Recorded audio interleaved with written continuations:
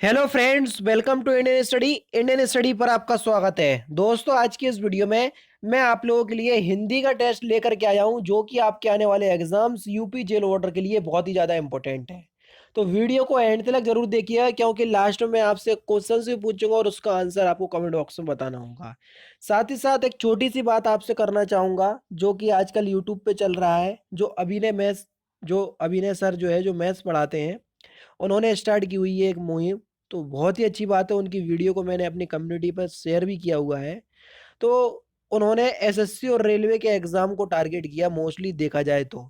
लेकिन मैं आपको ये बता दूं कि हर क्षेत्र का यही हाल है। अगर आप यूपी में ले लीजिए, यूपी पुलिस कांस्टेबल 41,520 वैकेंसी आई थी।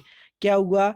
एग्ज़ाम हुआ, पेपर लीक हो गया, उसके बाद दोबारा एग्ज़ाम हुआ, फिर दोबारा रिजल्ट आया। समझ रहे? उसी बीच में नई वैकेंसी आ गई, 49,568 वैकेंसी, जो कि 2018 में आई थी, जिसको अक्टूबर 2018 की वैकेंसी कहा जाता है। और उसका रिजल्ट भी आ गया। लेकिन मेडिकल और ट्रेनिंग के लिए आज तक आपको वेट करना पड़ा। और हंसी की बात तो ये है कि ये वेट आपका 2022 तक होगा, क्योंकि आप सभी लोग जानते हैं कि आर के विश्वकर्मा जी ने साफ साफ लफ्जों में बोल दिया कि हमारे पास ट्रेनिंग सेंटर नहीं है, हम थोड़े थोड़े स्टूडेंट करके बुलाएंगे। ठीक है ना? ये सब बात आप जानते हैं।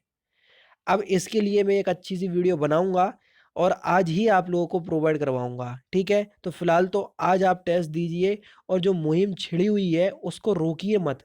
उसको आप ये समझ लीजिए। और सबसे पहले तो मैं आपसे ये कहना चाहूँगा कि आप अपने घर में जो भी मीडिया का कोई भी चैनल चल रहा हो, सिर्फ रवीश कुमार को छोड़कर, अगर आप देखोगे आकाश बनर्जी यूट्यूब चैनल है, आकाश बनर्जी, उनके यूट्यूब चैनल पर जाकर के देखोगे रवीश कुमार का 2 घंटे का इंटरव्यू डला हुआ है। ठीक है?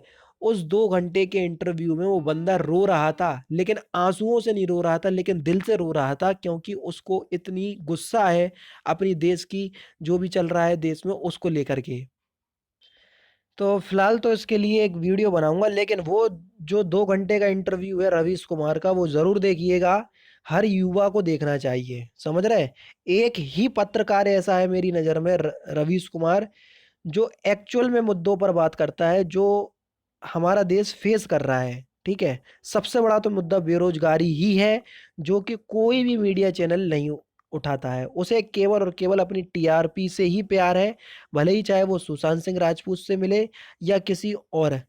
अच्छा, ये बताओ, कभी भी आपके क्षेत्र में चुनाव के अलावा कोई भी आपका विधायक या कोई भी चुनाव प्रत्याशी आपको देखने आता है कि आपके जो शहर है या आपके क्षेत्र है, कौन क्या प्रॉब्लम चल रही है आपके क्षेत्र में? सिर्फ चुनाव में ही रैलियां होती हैं, केवल चुनाव में ही उन लोगों का क्या होता है, विजिट होती है अपने क्षेत्र में।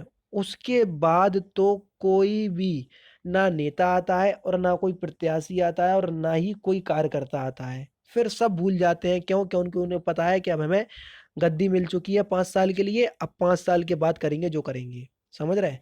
तो इसमें हमारी और तुम्हारी ही चूक है, और किसी की चूक नहीं है। यहाँ पर मैं आपसे यही कहना चाहूँगा कि सबसे पहले तो मीडिया बिल्कुल बॉयकॉट कर दो।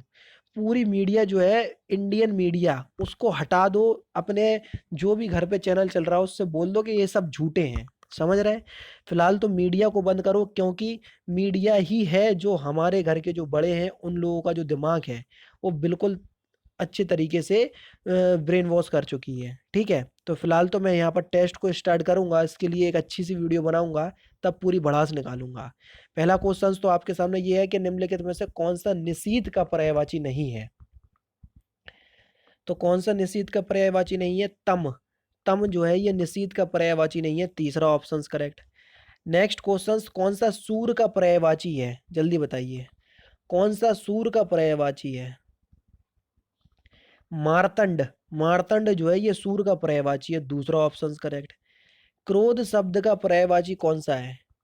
क्रोध शब्द का पर्यायवाची कौन सा है? तो क्रोध का कौन सा पर्यायवाची है? अमर्ष। अमर्ष जो है, ये क्रोध का पर्यायवाची है। दूसरा ऑप्शन आपका बिल्कुल करेक्ट है। नेक्स्ट क्वेश्चन आपके सामने, कि निर्दय शब्द का विलोम शब्द क्या होगा? निर्दय शब्द का विलोम शब्द क्या हो जाएगा? तो निर्दय का विलोम शब्द हो जाएगा सदय। यानी कि इस क्वेश्चन का तीसरा ऑप्शन आपका बिल्कुल करेक्ट है। कौन सा? तीसरा ऑप्शन आपका बिल्कुल क्या हो जाएगा? करेक्ट हो जाएगा। उन्मूलन शब्द का विलोम शब्द क्या होगा? उन्मीलन शब्द का विलोम शब्द क्या होगा? तो निमीलन होगा, क्या होगा, निमीलन, दूसरा ऑप्शन करेक्ट। एक प्रतिभा संपन्न छात्र का विशेषण, बताइए क्या होगा, एक प्रतिभा संपन्न छात्र का विशेषण क्या होगा, तो आपका सही आंसर हो जाएगा मेधावी। चौथा ऑप्शन आपका बिल्कुल करेक्ट, कौन सा, चौथा ऑप्शन आपका बिल्कुल करेक्ट। निम्नलिखित में से विशेष पद कौन सा है, जल्दी बताइए, निम्नलिखित में से विशेष पद कौन सा है, अग्नि, अग्नि जो है वो एक विशेष पद है, चौथा ऑप्शन करेक्ट। निम्नलिखित में से किस शब्द में प्रत्यय लगा हुआ है, प्रत्यय कौन से शब्द में लगा हुआ है, तो देखो चिड़चिड़ाहट में आहट प्रत्यय लगा हुआ है, दूसरा ऑप्शन करेक्ट। जो संभव नहीं हो, वाक्यांशों के लिए एक शब्द क्या होगा, तो जो संभव नहीं हो उसको हम क्या बोलेंगे, उसको हम बोलेंगे असंभव, तीसरा ऑप्शन करेक्ट। निम्नलिखित में से किस शब्द में उपसर्ग नहीं है, उपसर्ग रहित, जिसमें उपसर्ग नहीं है, तो अधिकतर में कोई उपसर्ग नहीं है ना, अधिकतर में उपसर्ग रहित शब्द है, यानी कि इस क्वेश्चन का कौन सा, पहला ही ऑप्शन आपका बिल्कुल करेक्ट हो जाएगा। अब ये नहीं कह देना कि अधि उपसर्ग होगा, अब अधि उपसर्ग होगा तो कतर कोई शब्द होता है, कतर तो वो देश का नाम है, उसको छोड़ दिए, वैसे कोई शब्द होता है नहीं, तो इसलिए ध्यान दीजिएगा कि देखो अनर्थ में अनुपसर्ग हो जाएगा, प्रतिहार में प्रतिकार में प्रति उपसर्ग हो जाएगा, अपरिचित में उपसर्ग हो जाएगा, लेकिन अधिकतर में नहीं होगा, ध्यान रखना इस बात को, ठीक है। निम्नलिखित में से कौन सा शब्द शब्द युग्म सही नहीं है, तो आपका सही आंसर होएगा संदेह का अधिक, यानी कि ये शब्द युग्म जो है वो गलत है, चौथा ऑप्शन करेक्ट। आपने हमें महान कर दिया, यह कैसा वाक्य है, आपने हमें महान कर दिया, ये कैसा बात है, तो ये विस्मय आदि बोधक वाक्य है, यानी कि दूसरा ऑप्शन करेक्ट। राजपुत्र में कौन सा समास है, तो राजपुत्र में होगा आपका कौन सा समास, तो देखो राजा का पुत्र, और जहाँ कारक चिन्हों का बोध होता है वहां तत्पुरुष समास होता है, तीसरा ऑप्शन करेक्ट, ठीक है ना। नेक्स्ट क्वेश्चन, हिंदी किसी एक रूप भाषा का नाम ना होकर एक भाषा परंपरा का नाम है, यह कथन किसका है, तो ये जो पूरा कथन है ना, ये हजारी प्रसाद द्विवेदी का कथन है, दूसरा ऑप्शन करेक्ट। हिंदी की विशिष्ट बोली ब्रज भाषा किस रूप में सबसे अधिक प्रसिद्ध है, जल्दी बताइए, किस रूप में सबसे अधिक प्रसिद्ध है, तो आपका सही आंसर हो जाएगा काव्य भाषा के रूप में, चौथा ऑप्शन आपका बिल्कुल करेक्ट है।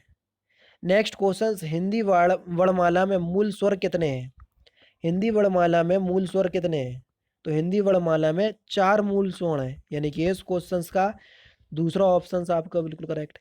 गा किन वर्णों के संयोग से बनता है, क्योंकि गा जो है वो एक संयुक्त व्यंजन है, तो वो किन किन के योग से, गा नहीं ज्ञा, किस किन किन के संयोग से मिलकर बनता है, तो ज्ञा जो है ये जा और या से मिलकर बनता होता है, किससे, जा और या, यानी कि इस क्वेश्चन का दूसरा ऑप्शन आपका बिल्कुल करेक्ट हो जाएगा।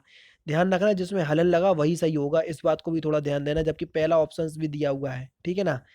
नेक्स्ट क्वेश्चन, मेरे घर से आपका घर 5 किलोमीटर दूर है, इस वाक्य में घर में कौन सा कारक है, जल्दी बताइए, तो यहाँ पर कौन सा कारक हो जाएगा, तो यहाँ पर अपादान कारक होगा, क्योंकि से कारक चिन्ह है, और अलग होने के लिए क्योंकि दूर है तो अलग तो पहले ही से है, तो इसलिए अलग होने के लिए अपादान कारक।